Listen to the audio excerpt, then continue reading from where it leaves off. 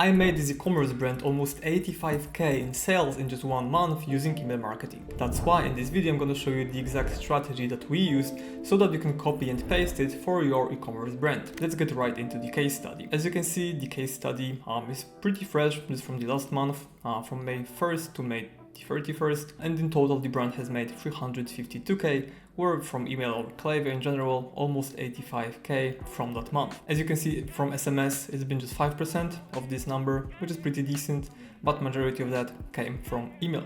Now, before I jump further, I just want to say that usually you can see a bunch of screenshots from brands that are posting that 30, 40, or maybe even 50% of the total revenue comes from Klaviyo, and these numbers are definitely possible, they're achievable, but they are not always gonna be reliable, right? And I'm gonna show you, like, we also have these case studies. For example, this brand, 42% of revenue from email, 35, right, 30, 25, 33, 30, 38, and so on and so on. Like a little bit older screenshot, but 42, 29, 34, and I can be, going further and further, 43%, 51, and so on and so on. So these numbers are possible, but you won't always achieve them. Like, for example, this 51%, we grew their email revenue, that's like no doubt, but the store revenue didn't scale that much. Like, for example, in this case, this brand was scaling super hard. And if you look at this number, their total revenue in May was 73% higher than in April. So month-over-month growth was 73%. That's why this number is on the slightly lower end, but overall you should be aiming for at least 20% that should be coming from email marketing. There are also different stores, like for example, this brand is a brand where people can repurchase from them multiple times.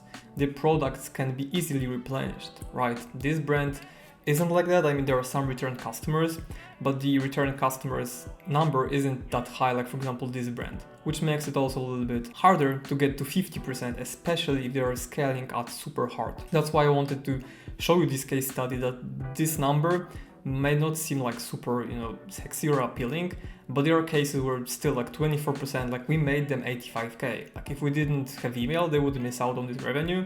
So it's still pretty decent, right? Like I don't want you to think that it's terrible or anything. It's still better. You should be aiming for 20% at least. And yeah, that's everything I just wrote down here. I just wanted to tell you that if your email revenue is on slightly lower end, it's not 50%, you shouldn't be worried or depressed. In some cases, it can be higher. And with this brand, we've been working for almost 2 years, and we had months where this number was 35%.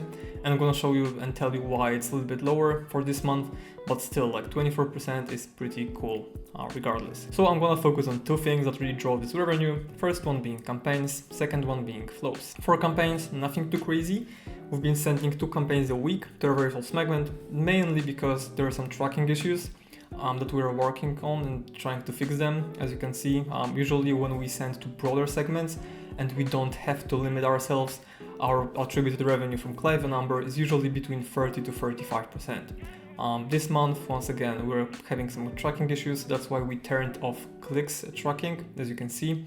So once again, we're kind of forced to send to small segments, but in the months where we were sending to broader segments, which is something we usually do for this brand, this number, which is attributed revenue, would be anywhere between 30 to 35%, mainly because it would just get more existing customers to repurchase from this brand once again. Then something more interesting, so flows. As you can see, majority of the revenue for the month in general came from flows. And the top performer was Welcome Flow, so that's nothing exceptional. For like 90% of brands, Welcome Flow is gonna be the most important flow, it's gonna drive the most revenue, nothing too crazy.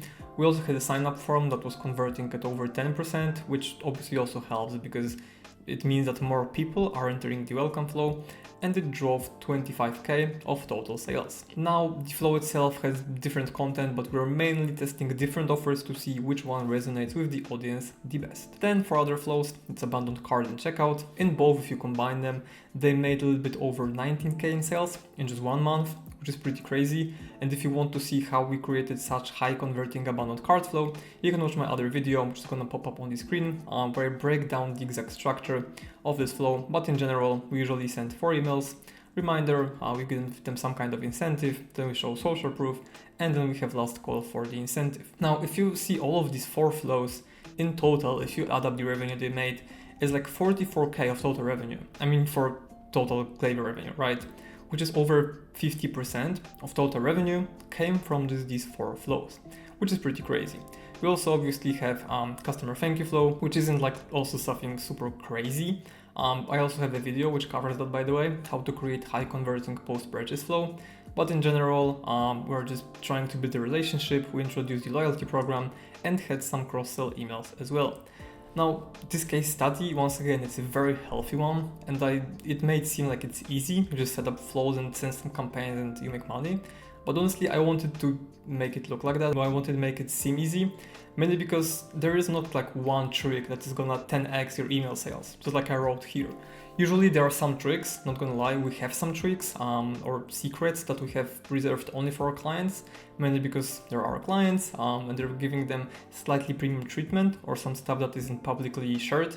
But it's not like it's gonna completely turn your Klaviyo account around, right? Like if you're making 5% of total revenue, if you implement one secret or one trick or one flow, it's not gonna make it 20%, like overnight, right? It's mainly about building foundations that makes email marketing work for your brand. The truth is that, once again, to get results like this, which is at least 20% of your total revenue should be coming from Klaviyo, you must focus on foundations. You must have solid sign-up form, fully optimized core flows, which can be even sometimes 12 flows if you have replenishable product, a lot of cross-sell available, and so on. You must be sending campaigns frequently, you must have good copy and designs, and bulletproof deliverability, which is super important, because without bulletproof deliverability, you won't be able to get any of these results. So if you feel like you need help with any of these, you can book a call with me using the link in the description down below. We're gonna have a chat, I'm gonna show you some of our strategies, how we could help you get more sales with email, and I'm just gonna try to help you out and see if we can work together. So if you're interested, once again, book a call using the link in the description down below. But if you don't feel like you're there yet, you can watch my other Klaviyo video where I show you how I made this e-commerce brand over 300k email revenue and how they crossed $1 million in sales in just 5 months. Thank you for watching and see you in the next one. Cheers!